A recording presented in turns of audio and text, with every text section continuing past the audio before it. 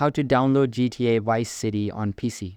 Hey guys, in today's video, I'm going to show you how to download GTA Vice City on your PC safely and easily. So make sure to watch this video till the end and let's get started. First, open your browser and go to store.steampowered.com. Now, in the Steam search bar, type GTA Vice City and hit enter. You'll see Grand Theft Auto Vice City in the search results. Click on it. Here, you'll see all the game details, price, and system requirements.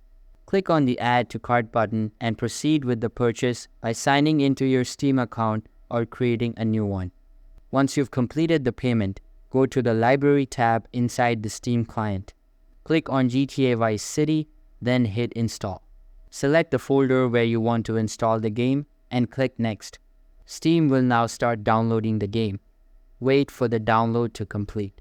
Once installed, just click play to launch the game and start playing. That's all for the video. If this helped you out, don't forget to like and subscribe for more PC gaming tutorials. Thanks for watching.